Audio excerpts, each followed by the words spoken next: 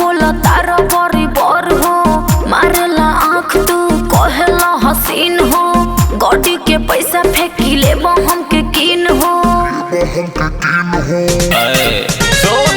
बगली में पैसा पैसा के कडी लॉस, अब बेबिली तो के खोरावा में कस। बगली में पैसा पैसा के कडी लॉस, अब बेबिली तो के खोरावा में कस। ए बेबी कहा हम हई सीतामढ़ी के बस, हम हई सीतामढ़ी के बस। डरले न केहू से रखे हथियार, अच्छा?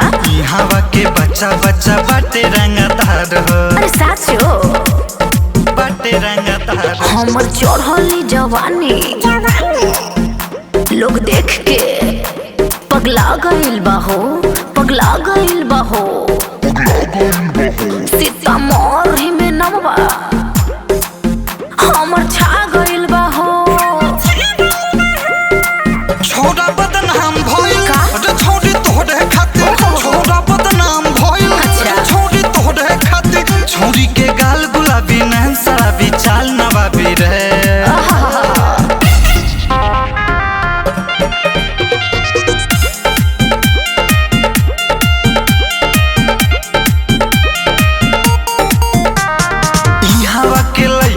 लइका से जैबू फांस, पूरा शरीरिया के ढीला होई नास। ए बेबी सुना बोलो हम हई सीतामढ़ी के बस, का करबो?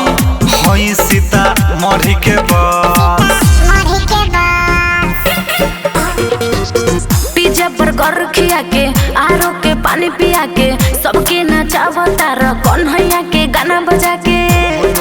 बगली में पैसा पैसा के कडी लॉस, आव बेबिली तो के कोरावा में कस, कोरावा में कस। ए बेबी कहा हम हई सीतामढ़ी के बस, हम हई सीतामढ़ी के बस।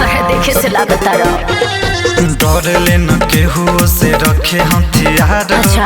हवा के बच्चा बच्चा बाटे रंगदार हो। अरे साचो हम हई सीतामढ़ी के बस, हम हई सीतामढ़ी के बस। धन रिकॉर्डिंग स्टूडियो सीतामढ़ी।